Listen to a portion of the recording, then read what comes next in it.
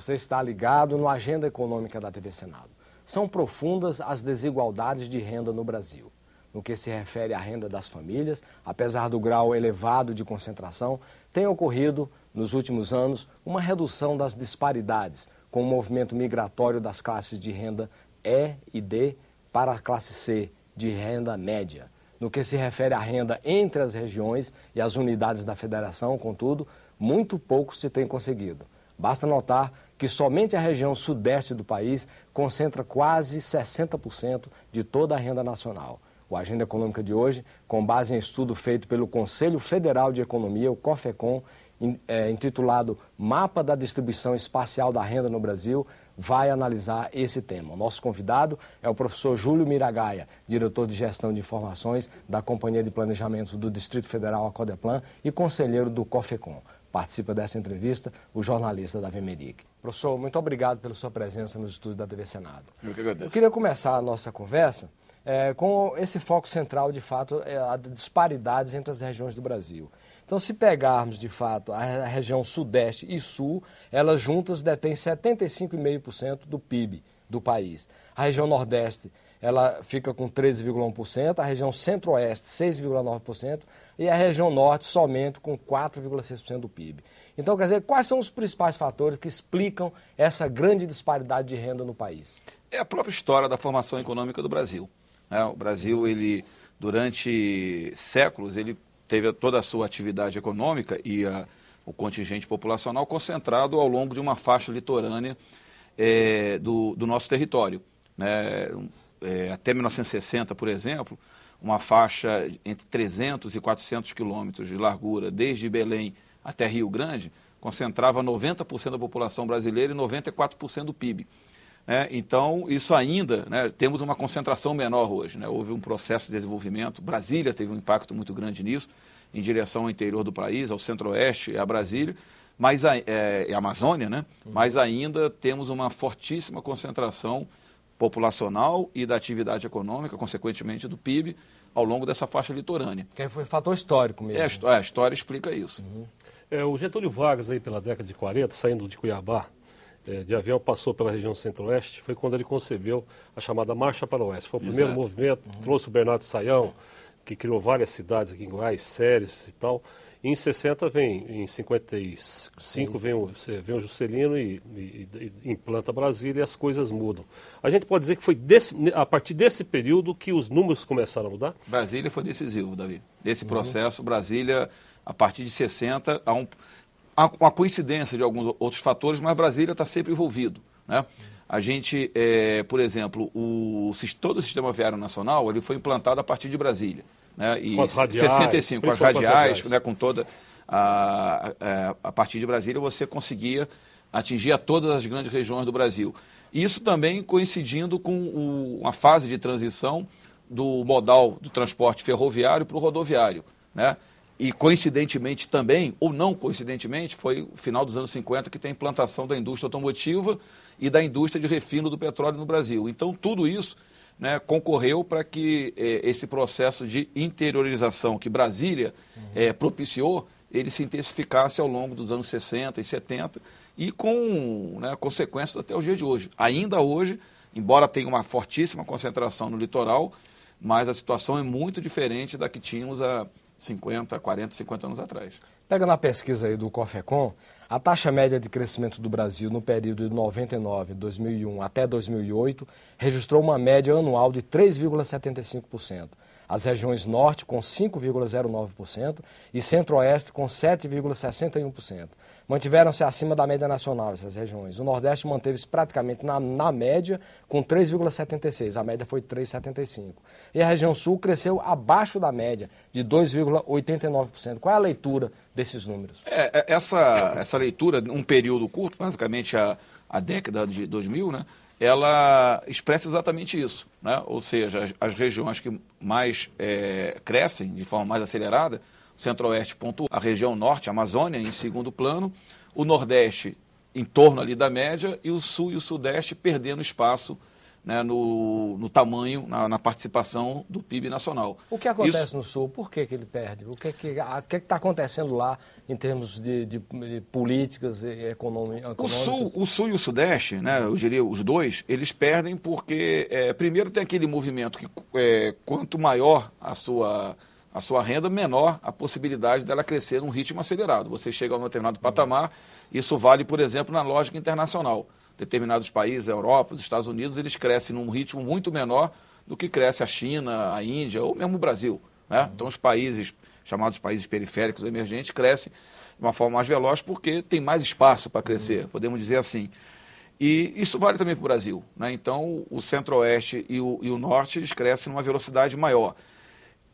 Seria o caso também do Nordeste crescer, né? E aí entram outros fatores, não somente isso. O Nordeste também tem uma base baixa, mas aí entram fatores históricos, né? É a questão da concentração fundiária no Nordeste, uma agricultura arcaica, tem outras explicações, porque o próprio Centro-Oeste saiu de um patamar baixo e chegou a esse patamar elevado e continua crescendo. Hoje o PIB per capita da região Centro-Oeste é superior já ao da região Sul, né? Então não é tão somente esse fator de um PIB baixo que explica uma velocidade maior, né? Mas a questão do Sul, por exemplo, a gente vê que o Paraná e principalmente Santa Catarina apresentam um dinamismo muito grande. Maior que o Rio Grande do Sul. Teria sido o Rio Grande do Sul que puxou esses índices para baixo, talvez ficou muito preso à agroindústria, não desenvolveu sua plataforma industrial. Como é que explica isso? Na verdade, Davi, hoje o dinamismo lá na região Sul está com Santa Catarina. Surpreendentemente, Santa Catarina é o estado, a gente faz isso nesse estudo, uma comparação entre a desigualdade intraestadual, e Santa Catarina aparece como um estado com melhor equilíbrio na distribuição da renda entre as suas regiões. E não por coincidência, é o único estado onde a população da capital não é a maior do estado, né? Florianópolis é a segunda cidade do estado, a mais populosa é Joinville. Então, e o estado está bem distribuído em termos de populacionais e em termos de atividades econômicas. Então isso, né, explica também, de alguma forma, o maior dinamismo de Santa Catarina em relação ao Paraná e em relação, sobretudo, ao Rio Grande do Sul. O Rio Grande do Sul tem aquele problema histórico, né, a chamada metade sul do Rio Grande do Sul. Foi até objeto de estudo lá do nosso ex-presidente Fernando Henrique, né? E realmente essa região ela não encontrou uma nova vocação. A vocação dela era uma atividade agrícola, pecuária propriamente dita, extensiva, né, de baixa produtividade, e não obstante ter avançado um pouco nos últimos anos, mas ainda é uma região atrasada no contexto geral da região Sul. E de alguma forma uma certa acaba influência puxando... ali da tradição do Uruguai e da Argentina, né? Quer dizer, um tipo de cultura, de pecuária, tal, com parâmetros mais ou menos iguais. Exatamente. E também nessas regiões do Uruguai e da Argentina encontramos os mesmos problemas de desenvolvimento. Uma baixa taxa de industrialização, né? Uma atividade, uma população muito pouco concentrada. Então, isso é uma característica de todo esse Pampa, o chamado Pampa, e talvez seja a região no Rio Grande do Sul mais problemática em termos de desenvolvimento, na região sul, né, como um todo. Professor, vamos voltar aqui aos dados do COFECOM.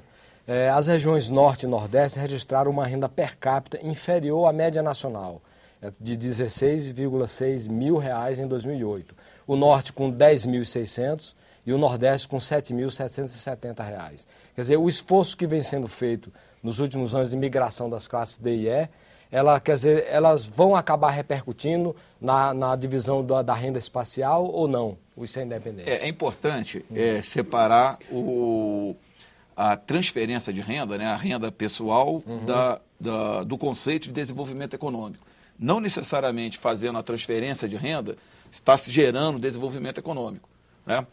Por exemplo, se imaginasse uma situação, né, onde, a partir de um determinado momento, isso não está cogitado, mas se porventura o programa Bolsa Família ele deixasse de existir, todas essas regiões que têm sido de fato beneficiadas com a transferência de renda, porque as famílias passam a ter mais recursos para aquisição de bens e serviços, essas regiões voltariam à situação anterior, porque não está sendo feito um processo efetivo de mudança da estrutura, né, produtiva.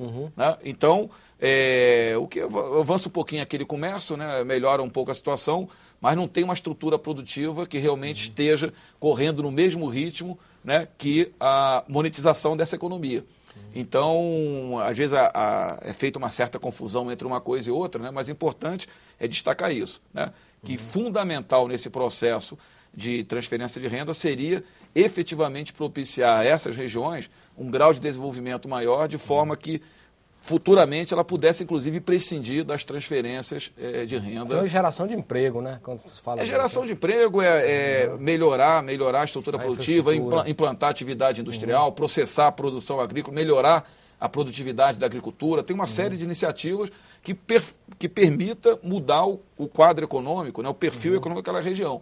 Quando a gente vai a algumas regiões do Nordeste, principalmente, mesmo da região Norte, a gente encontra até a população numa situação melhor, porque a renda está chegando.